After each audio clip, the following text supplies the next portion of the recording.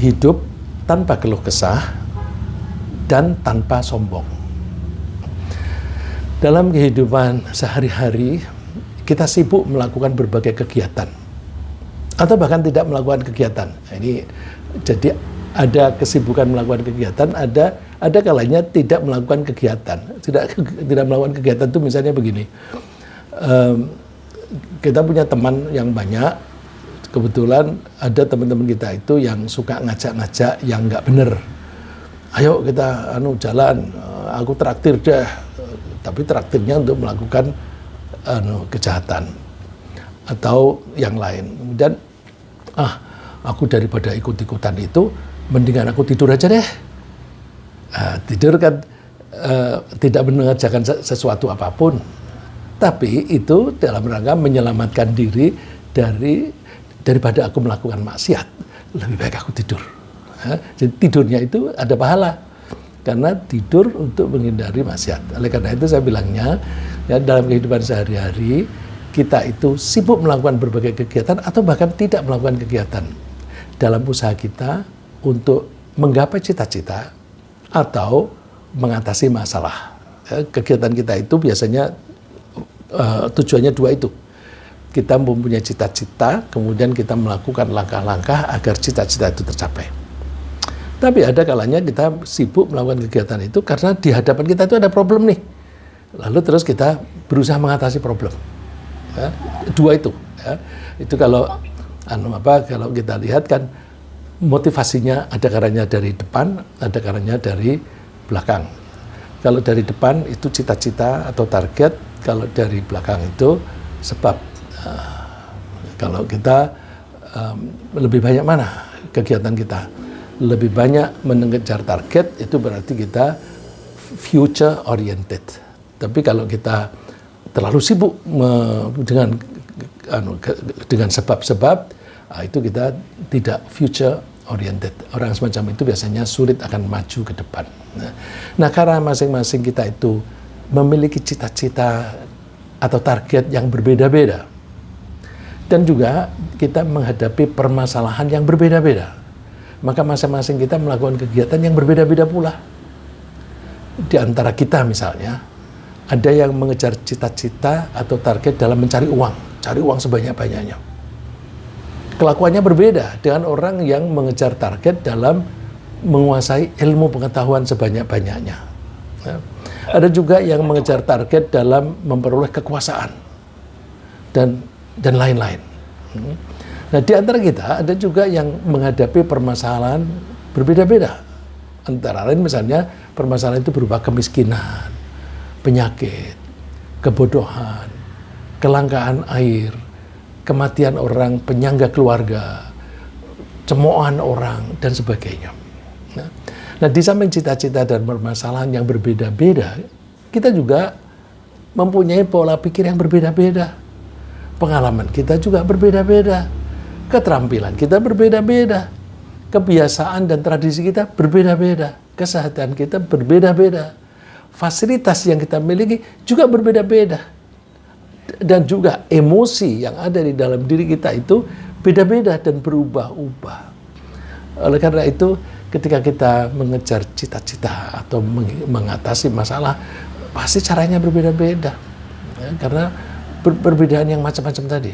Nah, suatu saat kita berhasil menggapai cita-cita atau berhasil mengatasi masalah. Tapi ada saat yang lain kita itu merasa tidak memperoleh apa yang kita harapkan. Nah, berbagai fenomena kehidupan semacam ini merupakan hal yang wajar karena semua itu memang sengaja diciptakan oleh Allah. Ya, jadi keadaan kita yang bermacam-macam tadi, sehingga kita berbuat yang berbeda-beda, bermacam-macam itu tadi, memang itu dibuat oleh Allah sebagai trigger. Aku kasih ini, dia mau berbuat apa? Aku kasih itu, dia mau berbuat apa? Jadi itu memang dikasih kepada kita sebagai umpan atau trigger. Aku bikin dia miskin, apa yang dia lakukan? Nah, ada yang karena miskin kemudian mencopet. Nah, tapi ada yang miskin justru karena miskin dia menjadi rajin bekerja. Nah, jadi kasih trigger yang sama reaksi orang itu akan berbeda-beda.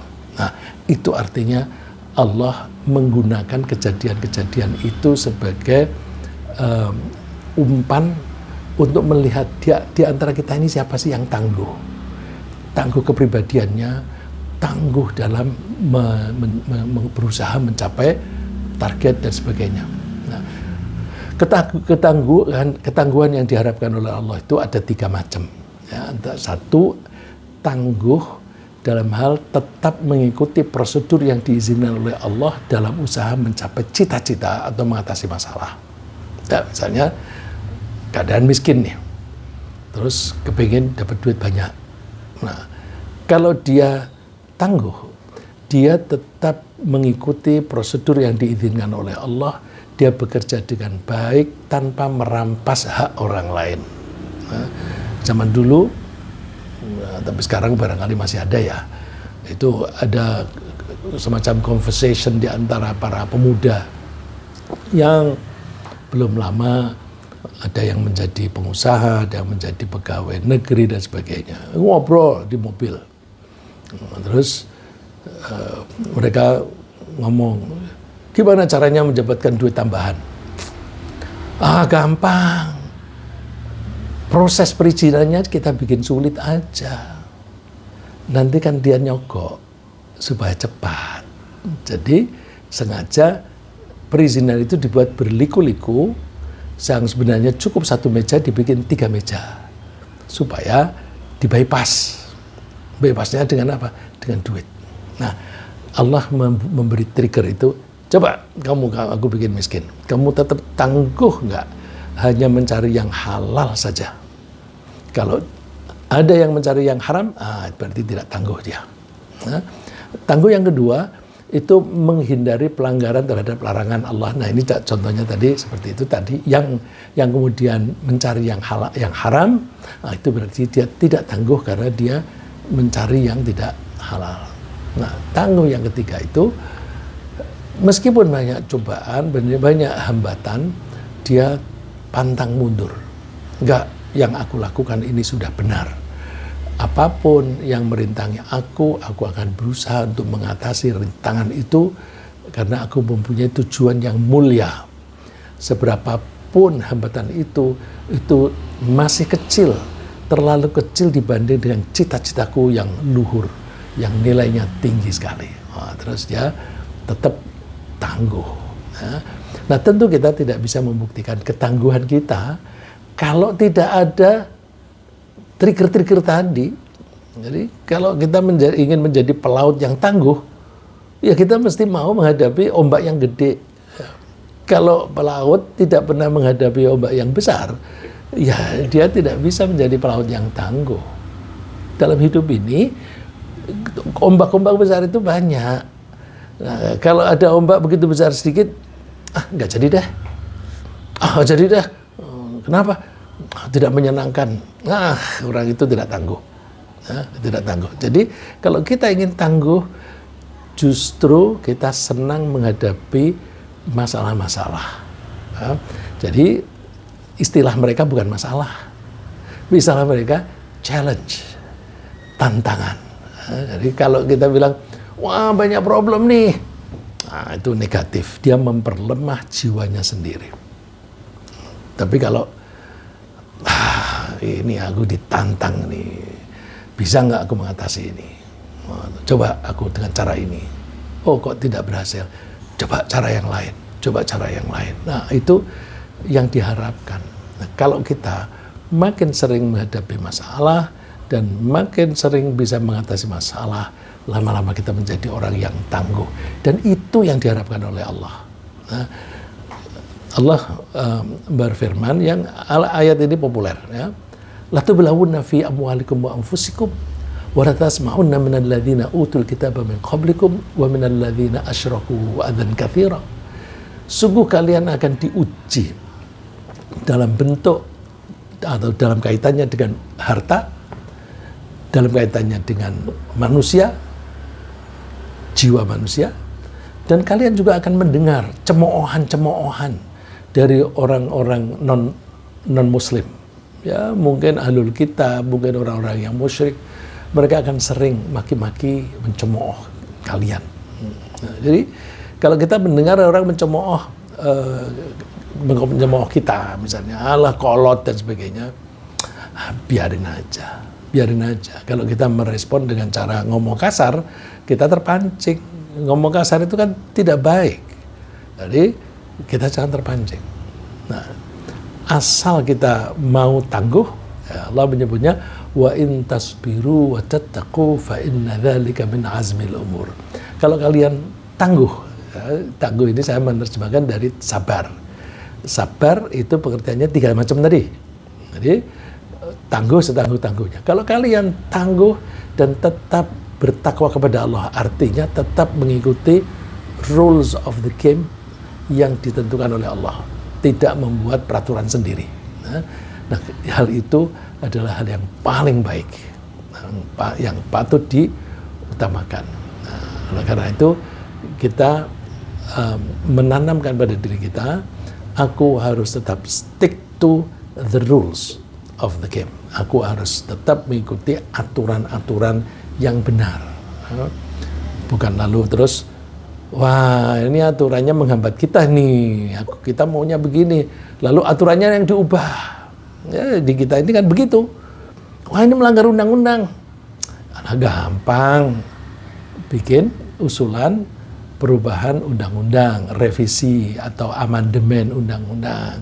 Bikin, terus kirimkan ke DPR. Terus begitu disahkan, nggak ada lagi pelanggaran. Mana pelanggaran? Jadi peraturan atau hukum mengikuti selera. Seharusnya kalau kita orang Islam itu selera harus menuruti atau mengikuti aturan.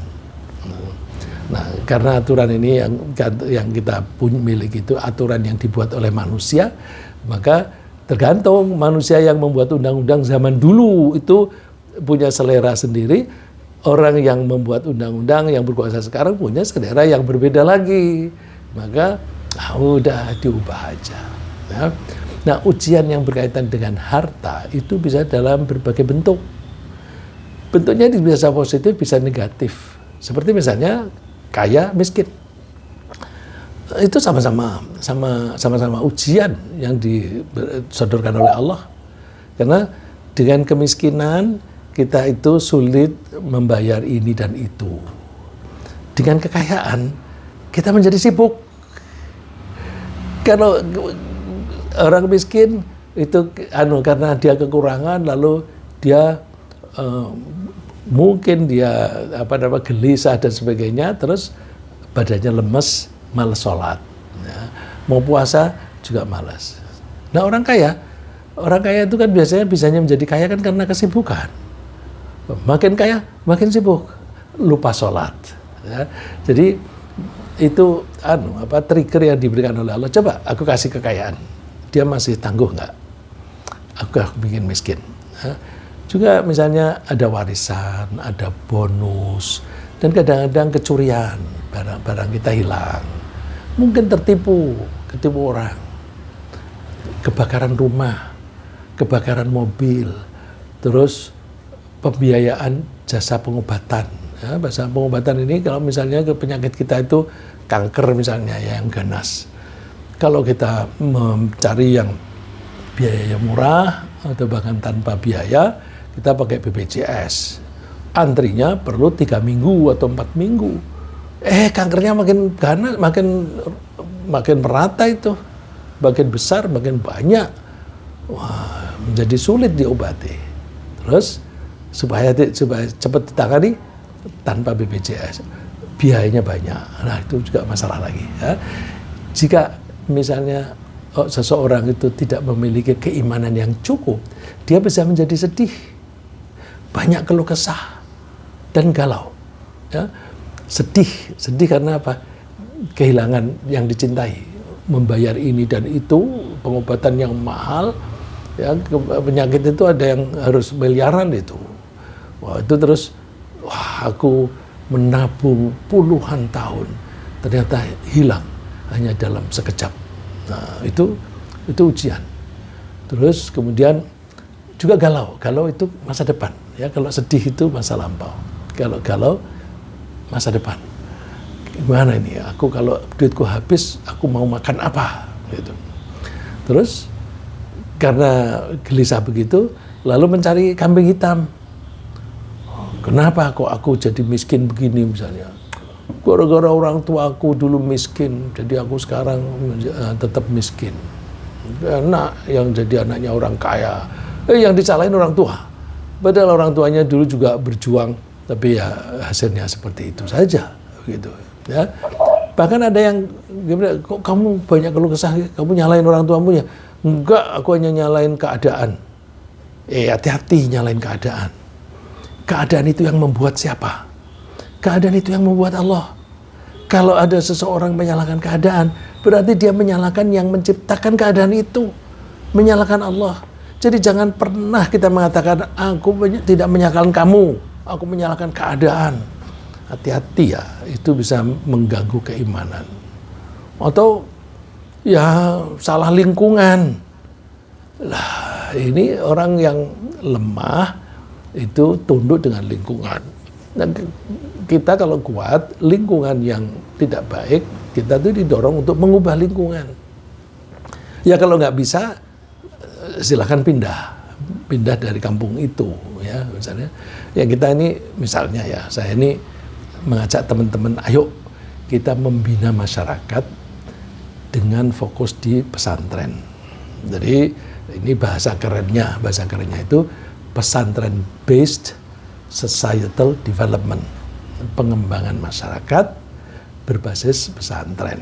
Nah, ini yang kita rasakan di Lodan ini yang terasa. Di Lodan ini kan salah satu rumah tahfidz kita ada di situ.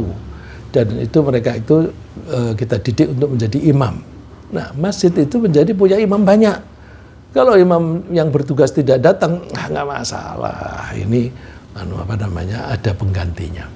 Terus sekarang ini ada sekitar 20 orang yang sudah tua, berniat menghafalkan Al-Quran.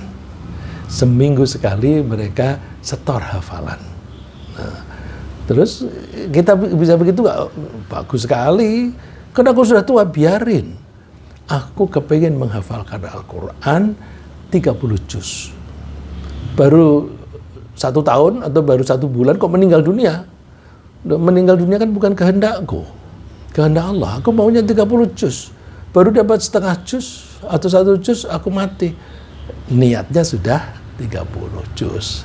Jadi kita tuh enak niatnya niatnya yang besar, targetnya yang besar. Nanti capaian biar Allah yang mengatur. Nah itu berarti rumah tahfidz kita sedikit atau banyak itu sudah mempengaruhi situasi lingkungan. Ya. Tapi jika kita, ya kalau kita tuh memiliki keimanan yang cukup, maka kita tidak merasa perlu berkeluh kesah, tidak perlu galau. Kita akan menerima takdir dalam bentuk keadaan serba kekurangan tersebut dan menganggapnya sebagai ketentuan Tuhan yang menggunakan kemiskinan itu untuk mendorong kita mencari cara yang baik untuk mengubah kemiskinan itu menjadi kecukupan harta. Misalnya, kita yakini bahwa kemiskinan itu, ini kemiskinan ini gara-gara aku malas nih. Nah, terus ini berarti Allah mencambuk aku dalam bentuk kemiskinan. Karena aku dicambuk oleh Allah, aku sekarang rajin. Misalnya lagi, kenapa sih daganganku nggak laku? Coba dianalisa. Kalau analisa sendiri seringkali sulit karena kita itu kalau melakukan kesalahan itu kan seringkali kita sengaja. Karena kita sengaja, kita tidak menganggap salah. Undang konsultan. Oleh ini kamu suka bohong. Bohong itu banyak sekali pengusaha. Pasang iklan yang berlebihan itu kan bohong. Ya. Nah, bohong yang ya jadi candaan itu misalnya sikat odol ya, pasta gigi, orang menyikat giginya terus keluar kembangnya. Itu ada anak-anak itu yang mana aku pakai odol itu nggak ada kembangnya. Ya, jadi nah itu anak kecil yang jadi korban. Orang dewasa, alah itu bohong-bohongan, itu tahu. Tapi ikhlas semacam itu banyak ya, banyak yang bohong. Itu orang suka nyebutnya over promotion, promosi yang berlebihan. Nah, gara-gara aku banyak bohong, aku tidak laku. Ya, misalnya bengkel, kenapa bengkel tidak laku? Ya habis suka bohong. Dia bilang ini sudah rusak nih, diganti, ini rusak diganti. Terus digantinya gimana? Disediakan di situ atau dibelikan, terus harganya dinaikkan. Ya, saya pernah dulu waktu saya tinggal di Radio Dalam, itu kalau ada ganti komponen, terus beli dulu di toko. Harganya itu betul-betul 2 kali lipat. Jadi kalau 100.000 ditagihnya 200.000. Nah, saya kan kadang-kadang pergi ke toko onderdil, betul-betul 2 kali lipat. Nah, itu kan bisa menyebabkan orang kapok gitu. Jangan ke situ, mahal. Nah, terus jadi miskin. Nah, kalau ingin mengubah kemiskinannya, ubah perilakunya itu. Nah, dengan demikian kemiskinan itu justru membuat seseorang bersemangat untuk mempelajari apa saja yang telah menyebabkannya menjadi miskin. Mempelajari potensi apa yang ada pada dirinya. Mempelajari fasilitas apa yang tersedia yang bisa dimanfaatkan. Dan sekaligus mempelajari kesempatan apa yang bisa dilakukan untuk menghilangkan kemiskinan itu. Saya kira saya tidak usah membahas terlalu detail, nanti detail itu yang ahlinya itu ya teman-teman di PPM. Ya, nanti saya kalau bahas detail ditertawain, ya sok tahu kamu. Ya, jadi garis besarnya itu seperti itu. Ya, misalnya, seseorang berusaha tekun dalam belajar sehingga dia bisa meraih prestasi yang baik dan bisa memperoleh beasiswa untuk belajar di sekolah atau perguruan tinggi yang baik. Sehingga akhirnya dia mudah memperoleh pekerjaan dengan penghasilan yang bagus. Jadi kalau misalnya kemiskinan ini karena kebodohan, ya, seringkali orang tua kita kan dulu, apalagi orang tua kita yang hidup pada zaman penjajahan atau awal kemerdekaan, itu kan mereka sekolahnya kurang. Karena pendidikannya rendah, itu miskin. Terus bikin analisa, kalau begitu sebaiknya anakku atau kita sendiri sebagai pelakunya, aku harus rajin belajar supaya bisa mengubah kemiskinan ini. Memang mengubah kemiskinan cara yang paling bagus adalah dengan pendidikan. Ya. Allah berfirman, "Ma asaba min musibatin fil ardi wala fi anfusikum illa fi kitabim min qabli an nabra'aha." Nah, ini salah satu dari cara supaya kita tentram. Apa itu? Kita meyakini bahwa apapun yang terjadi sekarang itu sudah tercantum di Lauh Mahfuz. Lauh Mahfuz itu ibaratnya ya, itu buku besar, buku induk. Kalau komputer ya dia tuh yang kapasitas memorinya besar sekali. Di buku induk itu ada buku bermacam-macam. Jadi kalau di komputer itu ada file tertentu. Di file itu nanti ada artikel-artikel yang kita taruh di situ. Jadi itu semacam buku besar. Di situ ada Al-Quran, di situ ada Injil. Di situ pula ada file tentang perilaku manusia. Nah, perilaku manusia itu ada lagi detailnya lagi. Si A, si B, si C, itu sudah ada di situ. Jadi, apapun yang terjadi itu sudah tercantum di situ. Sebenarnya tercantumnya dalam bentuk tulisan atau bentuk apa? Kita sulit membayangkan ya. Kalau saya kok membayangkannya itu dalam bentuk rekaman. Nah, kalau saya bilang rekaman nanti bisa dibantah. Rekaman itu kalau kita tahu fotografer itu bisanya mengambil gambar itu harus pada saat itu dan di situ, pada detik itu tidak boleh bergeser. Dia terlambat 1 detik aja momennya sudah hilang. Itu kan kalau di sini. Kalau di Lauh Mahfuz itu kan Allah yang mencantumkan di situ. Allah itu yang menciptakan waktu. Waktu itu ada waktu sekarang, ada waktu lampau, ada waktu yang akan datang. Karena waktu itu diciptakan oleh Allah, maka Allah sudah tahu. Baik masa lampau, sekarang maupun akan datang. Allah itu sudah tahu. Nanti akan terjadi ini, itu udah tahu karena Allah sendiri yang menciptakan dan itu membutuhkan waktu. Sedangkan waktu itu wadah yang diciptakan oleh Allah. Allah mesti tahu. Maka kalau kita baca Al-Quran, dan kita suka baca, nanti di neraka itu ada dialog semacam ini. Loh, orangnya belum masuk ke neraka kok sudah ada dialog?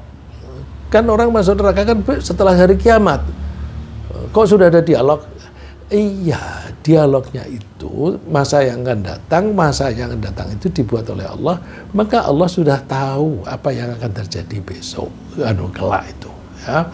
Jadi semua yang terjadi, apapun itu sudah tercantum di Lauh Mahfuz. Di sini disebut illa fi kitab, kecuali semuanya itu sudah ada di kitab. Min qabli an nabra'ah, sebelum kami menciptakan. Jadi sebelum ada kejadian, di sana sudah ada.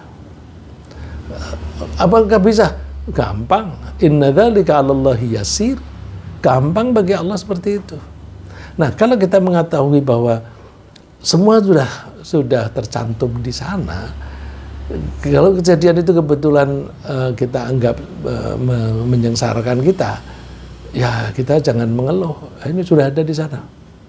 Likaila ta'saw 'ala ma fatakum, supaya kalian itu tidak sedih atas hal-hal yang kalian itu miss, yang kalian tidak bisa melaksanakan. Jadi punya cita-cita, kemudian gagal memperolehnya. Nah, itu 'ala ma fatakum, yang kita miss. Kita kejar, kita gagal. Wala tafrahu bima atakum, dan kalian jangan berbangga-bangga terhadap apa yang kalian lakukan, yang kalian peroleh. Jadi di dua sisi. Kalau gagal, jangan sedih. Kalau berhasil, jangan sombong. Nah, makanya ini yang saya pakai sebagai judul, kita kalau bisa menerapkan ajaran ini, kita bisa terhindar dari keluh kesah dan terhindar dari sombong. Ketika dalam tanda kutip gagal, itu kita tahu bahwa ini sudah ketentuan Allah. Kita terima. Kalau berhasil, ini juga ketentuan Allah. Kita terima. Bukan karena prestasiku. Dan kegagalan itu bukan semata-mata hanya karena aku. Nah, karena memang sudah ditentukan oleh Allah. Nah, ini saya kemarin cerita pada cucu. Saya cerita. Bullying itu tidak baik. Orang yang dibully itu sakit. Dan biasanya bullying itu terjadi dilakukan oleh anak-anak yang merasa kuat, merasa pandai dan sebagainya, membuli yang lemah. Jadi kalau ada anak-anak yang kelihatan kurang pede, itu bisa menjadi sasaran bullying. Nah, oleh karena itu, orang yang mempunyai kecenderungan membuli itu orang yang merasa kuat.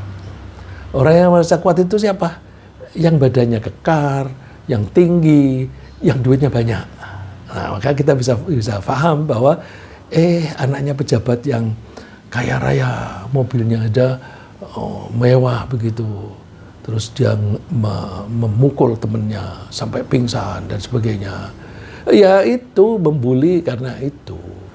Nah, tapi apakah bullying itu nanti pasti berakibat buruk kepada yang dibully? Belum tentu.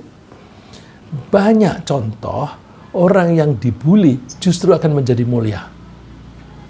Justru akan menjadi mulia. Ya, kalau kita melihat kejadian yang politik, ada orang yang dicemooh, seperti itu kekanak-kanaan dan sebagainya, ya, dicemooh kan, itu kan bully secara verbal. Terpilih jadi presiden. Ya, ada orang yang dikuyo-kuyo, mau dimasukin penjara, dicari-cari kesalahannya. Dia menjadi orang favorit. Dia kemana-mana dikerumunin orang. Nah, saya kasih contoh kepada anak ini bahwa coba deh di Al-Quran kamu lihat orang yang paling sengsara dibully siapa? Nabi Yusuf. Nabi Yusuf itu kan mengalami pembulian yang luar biasa, mulai dari kecil sampai dewasa. Terus dia dimuliakan oleh Allah, dia menjadi pejabat tinggi, dan bahkan akhirnya beliau diangkat menjadi nabi. Dia menjadi nabi di daerah yang di daerah itu tidak punya sumber daya yang layak jadi nabi. Di Mesir waktu itu nggak ada orang yang layak menjadi nabi, karena nabi itu harus orangnya soleh. Kalau orangnya nggak ada yang soleh, siapa yang mau jadi nabi? Yang bisa jadi nabi? Nah, didatangkan dari daerah lain. Didatangkannya nabi itu selalu ditunjuk oleh Allah untuk berdakwah di komunitasnya sendiri. Nah, supaya Yusuf ini bisa menjadi anggota komunitas di Mesir, caranya gimana? Dibuang dulu oleh kakak-kakaknya waktu masih kecil. Jadi dia dibesarkan di Mesir. Karena dia dibesarkan di Mesir, dia orang Mesir. Terus ketika dia menjadi nabi, menjadi pemimpin, dia tahu budaya Mesir, dia tahu perilaku orang Mesir dan sebagainya. Sehingga dia bisa efektif. Jadi seringkali bully itu digunakan oleh Allah untuk memuliakan seseorang. Aku tunjukin anak itu. Coba lihat ini. Cerita di surat Qasas. Surat Qasas itu artinya kisah. Kisah Nabi Musa. Kami ingin memuliakan, memberi karunia kepada orang yang diperlemah. Dan mereka akan kami jadikan pemimpin. Nah, itu karena ada pembulian yang luar biasa. Pembuliannya luar biasa. Karena setiap ada bayi laki-laki yang lahir harus dibunuh. Oh, itu kan luar biasa. Nah, terus menjadi mulia. Dan yang membuli ini dihancurkan oleh Allah. Jadi secara kias, kalau ada kejadian buruk, jangan buru-buru sedih. Karena jangan-jangan itu bagian dari skenario yang nanti Allah membuat seseorang atau kita menjadi mulia setelah terpuruk itu. Nah, kalau kita berhasil, juga kita jangan kemudian mengakui bahwa ini prestasiku. Nabi Yusuf tidak mengakui itu prestasi dia. Nabi Muhammad ketika memenangkan peperangan tidak mengakui sebagai prestasi dia. Beliau mengatakan ini Allah yang membuat menang gitu. Maka Rasulullah ketika memenangkan terhadap Mekah, beliau tidak lalu seperti orang yang memasukkan gol di sepak bola. Sepak bola itu kalau misalnya gol itu kan dirayakan, itu celebrate. Rasulullah malah menunduk terus. Karena apa? Syukur. Berterima kasih kepada Allah. Ini semua adalah karunia Allah. Ya, Nabi Muhammad kan dibully juga. Dia dipersulit hidupnya, diancam akan dibunuh, sahabat-sahabatnya juga ada yang dibunuh dan sebagainya, dan disiksa sampai sahabat-sahabatnya ada yang hijrah ke Habasyah, kemudian bersama-sama hijrah ke Madinah. Sudah pindah saja masih dikejar, diserbu, terjadilah perang. Nah, jadi dengan perang itu, perangnya kan terpaksa karena diserbu. Mereka bisa membuktikan bahwa ternyata kita sedikit bisa menang ya. Nah, lalu moralnya naik, terus menjadi mulia. Ya, jadi kalau suatu saat terjadi hal yang kelihatannya negatif, jangan buru-buru sedih, ya, karena barangkali itu adalah bagian dari skenario Allah. Nah, ini ada cerita yang kita mikirnya kayak nggak nyampe gitu ya. Nabi Musa bertemu dengan Nabi Adam. Nah, ini kan sulit kita menggambarkan. Nabi Adam sudah meninggal lama. Nabi Musa itu generasinya jauh dari Nabi Adam. Tapi Nabi Musa menyalahkan Nabi Adam. Mbah Adam, ya, kalau kita orang sini ya, kakek Adam. Gara-gara kamu, kita semuanya keluar dari surga. Kita hidup di dunia yang sengsara ini. Nabi Adam jawabnya apa? Kamu ini seperti nggak tahu aja. Bukankah sebelum aku melakukan pelanggaran itu sudah termaktub di Lauh Mahfuz? Lauh Mahfuz, Al-Quran itu kan sudah ada di Lauh Mahfuz sebelum diturunkan kepada Nabi Muhammad. Di Al-Quran juga diterangkan bahwa Nabi Adam akan melakukan ini. Lah, sebelum Nabi Adam melakukan pelanggaran, itu sudah termaktub di situ. Jadi aku ini kan hanya jalanin aja. Nabi Musa kalah debat dengan Nabi Adam. Nah, jadi seperti itu. Ya. Kemudian keberhasilan untuk mengubah keadaan dari miskin menjadi kaya ini tidak perlu membuat kita menjadi sombong. Karena apa? Dengan iman kita menyadari bahwa perbaikan nasib ini semata-mata adalah karunia dari Allah, bukan prestasi diri kita. Nah, ini kuncinya. Kalau kita berhasil, jangan pernah menganggap itu prestasi saya. Mudahnya begini. Kalau saya berhasil berkali-kali, saya menganggap prestasi. Jadi kalau ada 10 prestasi, saya menganggap, wah, saya ini sukses. Karena saya berprestasi. Aku berprestasi karena kelebihanku ini. Perasaan apa yang muncul? Bangga kalau ditambahi lagi menjadi sombong. Sebenarnya bangga dan sombong itu satu garis. Ya. Buktinya apa? Bahasa Inggrisnya bangga itu, kalau bahasa kata bendanya pride. Sombong juga pride. Coba orang membedakan, kalau itu masih di batas tertentu, itu kita menyebutnya bangga. Kalau lebih dari itu, kita menyebutnya sombong. Nah, sebenarnya satu garis. Ya. Jadi kita nggak perlu berbangga. Nah, terus gimana dong? Kan itu hasil kita. Jangan dianggap hasil kita. Itu karunia Allah. Karena itu karunia Allah, yang muncul bukan bangga, tetapi syukur. Alhamdulillah. Jadi kalau kita bilang prestasiku, hati-hati, kamu bisa menjadi sombong. Tapi kok kamu bisa berhasil begitu sih? Ini semata-mata karunia dari Allah. Aku hanya sekedar menjalani. Orang-orang lain juga menjalani yang sama, tapi hasilku bisa lebih banyak. Itu Allah yang mengatur. Nah, jadi makin bersyukur. Orang yang bersyukur itu menunduk, bukan mendongak. Ya. Nah, berdasarkan keimanan pula, kita berusaha untuk berhemat.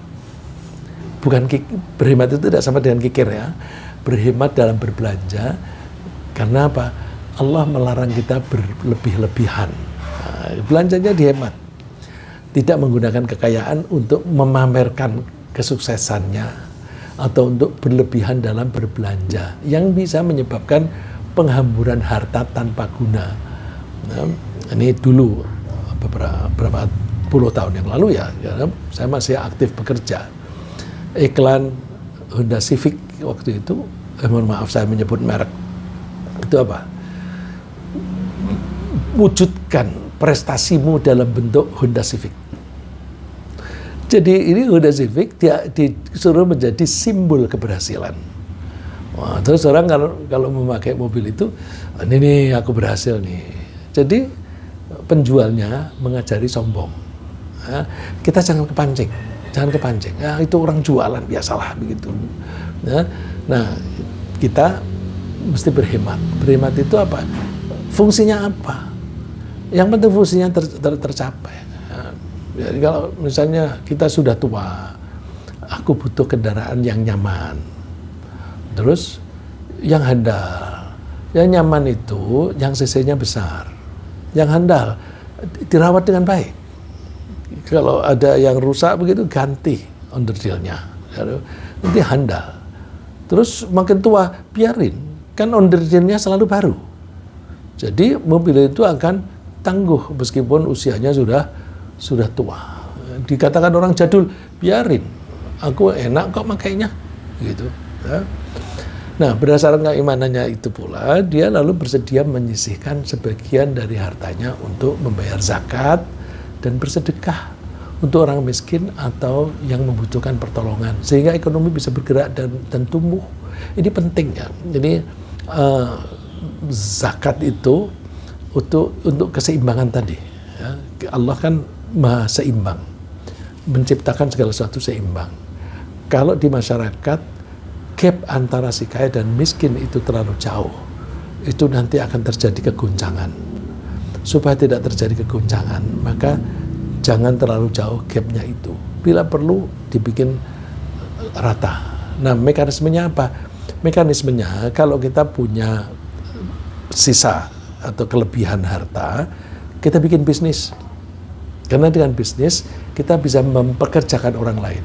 Dengan mempekerjakan orang lain, orang itu bisa dapat penghasilan.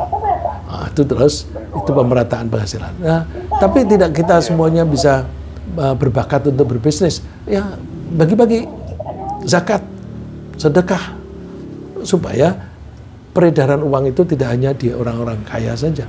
Ya. Nah, dengan demikian kita itu menganggap bahwa semuanya itu sudah dikehendaki oleh Allah, dan kalau Allah menghendaki sesuatu terjadi pasti itu baik. Ini perlu kita ingat, ya. Jadi pertama tadi kita menganggap bahwa semua peristiwa itu sudah didesain, sudah direncanakan oleh Allah. Maka ya udah kita sekedar jalani. Terus yang kedua, kita jangan menganggap keberhasilan sebagai prestasi. Kita jangan menganggap ketidakberhasilan sebagai kegagalan. Dan ini yang ketiga, kita menganggap bahwa semua yang dikehendaki oleh Allah pasti baik. Nah, miskin, baik. Karena apa? Itu trigger supaya aku rajin kerja, supaya aku jujur dalam berbisnis dan sebagainya. Nah, ini Allah berfirman, biyadikal khair. Ini kita diperintahkan oleh Allah untuk mengakui seperti ini. Untuk mengakui semua kebaikan hanya ada padamu Allah. Hanya padamu Allah semua kebaikan. Jadi apapun yang datangnya dari Allah pasti baik. Meskipun kita tidak suka. Beda ya, baik dan suka itu beda. Ya. Kadang-kadang Allah menciptakan sesuatu yang baik, tapi kita tidak suka. Lalu kita menganggapnya tidak baik. Allah menciptakan baik, tapi kita suka. Dan kita suka, kita menganggap itu baik. Jadi kalau kita mengatakan baik atau buruk itu sangat subjektif. Tergantung penilaian kita terhadap itu. Kalau sesuai dengan keinginan kita menganggap baik. Kalau tidak sesuai, kita menganggap buruk. Padahal semua yang dari Allah itu maksudnya baik. Ya. Innaka ala kulli syai'in qadir. Sungguh Engkau itu Maha Kuasa. Nah, kemudian Masya Allah, saya baru sadar bahwa waktunya sudah tinggal sedikit, tapi saya belum menyelesaikan ini. Ya. Jadi saya percepat ya, bahwa meskipun seseorang itu memiliki harta banyak, harta itu tidak membuat orang itu menjadi jatuh cinta kepada harta. Ya, kalau kita misalnya menjadi kaya, jangan sampai kita itu mencintai harta. Karena apa?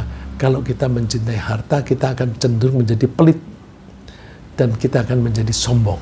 Ya, karena dengan cinta harta, kita nguber harta terus. Dan dengan cinta harta, kita bisa lalai. Karena fokus perhatian kita duit begitu. Nah, karena orientasinya hanya pada duit, lalu kita menjadi lupa kepada yang memberi rezeki, lupa kepada Allah. Ya. Nah, oleh karena itu kita mesti menganggap semua yang dari Allah itu baik. Sebagai trigger kita dipancing oleh Allah untuk berbuat sesuatu yang baik. Allah mengatakan, ayat ini lebih populer lagi, وَلَنَبْلُوَنَّكُمْ بِشَيْءٍ مِنَ الْخَوْفِ وَالْجُوعِ وَنَقْصٍ مِنَ الْأَمْوَالِ وَالْأَنْفُسِ وَالثَّمَرَاتِ. Sungguh kami akan menguji kalian dengan sesuatu berupa ketakutan, kelaparan, kurangnya harta, kurangnya jiwa, dan kurangnya buah-buahan. Nah, jadi ini yang kita umumnya pada tidak suka. Wabasyiris sabirin. Berilah kabar gembira kepada orang-orang yang sabar. Orang sabar itu gimana sih? Alladzina idza asabatu musibatun qalu inna lillahi wa inna ilaihi raji'un. Mereka itu meyakini apapun yang terjadi itu datangnya dari Allah. Kita dulu lahir tidak punya apa-apa, kemudian kita makin dewasa, kita diberi rezeki oleh Allah. Terus kalau suatu saat rezeki itu setelah diberikan oleh Allah, kemudian Allah mengambil kembali dengan suatu cara apapun, ya terserah yang punya. Terserah yang punya. Jangankan harta kita pasti ditarik kembali oleh Allah, kitanya sendiri juga pasti akan ditarik oleh Allah untuk menghadap kepada Allah. Jadi ini yang keempat, kita mesti beranggapan bahwa apapun yang terjadi itu kita harus tangguh, karena itu digunakan oleh Allah untuk memancing kita agar kita makin mendekatkan diri kepada Allah. Nah, contoh-contoh di atas itu menunjukkan bahwa kita tidak akan mudah bersedih ketika kita tidak memperoleh sesuatu yang kita cari, dan tidak perlu berbangga-bangga ketika kita berhasil memperoleh apa yang kita usahakan. Kita meyakini bahwa apapun yang diciptakan oleh Allah pasti baik, meskipun kita tidak menginginkannya. Yang perlu kita cari tahu adalah pesan apa yang Allah sampaikan kepada kita melalui suatu kejadian apapun. Jadi pesan itu pasti baik. Fa'asa an takrahu syai'an wa ja'alallahu fihi khairan katsiran. Jangan-jangan kamu membenci sesuatu, tapi Allah membuat banyak kebaikan di dalam sesuatu yang kita benci itu. Nah, dengan menyadari bahwa peristiwa apapun yang diciptakan oleh Allah pasti dimaksudkan untuk kebaikan, maka kita pasti bersyukur kepadanya. Kita bersyukur tidak hanya dengan mengucapkan alhamdulillah saja, tapi kita juga merespon setiap kejadian dengan langkah-langkah positif yang dikehendaki oleh Allah. Ini juga berarti bahwa kita harus pandai-pandai menganalisa setiap kejadian, menafsirkan hikmahnya. Apa hikmahnya ini? Dengan memperkirakan apa kiranya yang dikehendaki oleh Allah. Dan kita mesti bertindak yang sesuai dengan ketentuan-ketentuan dari Allah. Kalau kita bersyukur, Allah pasti ridho kepada kita. Dan kalau Allah ridho kepada kita, Allah pasti menyayangi kita. Dan kalau Allah menyayangi kita, Allah pasti memberi kita kemudahan-kemudahan dalam kehidupan ini. In takfuru fa innallaha ghaniyyun ankum. Kalau kamu tidak bersyukur, Allah nggak butuh kamu. Wa la yardha li ibadil kufr. Allah itu tidak ridho kalau hambanya itu tidak bersyukur. Terus kuncinya wa in tashkuru yardhahu lakum. Kalau kamu bersyukur, Allah akan ridho. Ya, mudah-mudahan kita ini bisa menerapkan prinsip-prinsip keimanan dalam kehidupan sehari-hari sehingga kita memiliki kejiwaan yang kuat dan Allah meridhoi langkah-langkah kita. Orang mukmin yang kuat, baik secara kejiwaan maupun secara materi, menurut Rasulullah SAW, itu lebih disukai oleh Allah daripada orang mukmin yang lemah. Ya. Rasulullah mengatakan, al-mu'minul qawi khairu wa habbu ilallahi minal mu'minid dha'if wa fi kullin khair. Orang mukmin yang kuat itu lebih baik dan lebih disukai oleh Allah dibanding orang mukmin yang lemah. Meskipun orang mukmin yang lemah itu juga baik. Nah, salah satu pesan dari Rasulullah, ini ada 3 pesan. Salah satu yang berkenaan dengan ini, kita jangan pernah mengatakan kalau kemarin atau kalau tadi. Jadi misalnya kita melakukan sesuatu kemudian gagal. Wah, kalau tadi aku giniin, aku pasti berhasil. Itu penyesalan.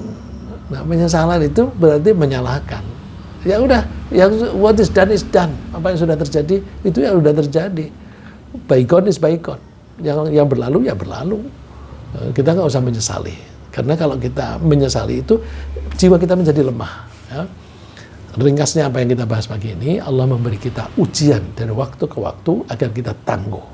Agar tangguh, kita merespon ujian dengan sikap menerima sambil meyakini bahwa tujuan Allah pasti baik. Karena diberi kesempatan untuk mengikuti ujian agar tangguh, kita masih bersyukur kepada Allah. Terima kasih Allah, Engkau memberi aku kesempatan untuk mengikuti ujian ini. Dan Allah lebih menyukai hambanya yang kuat dan tangguh. Semoga Allah memberi kita sikap menerima dan bersyukur, sehingga kita menjadi mukmin yang kuat dan tangguh. Amin.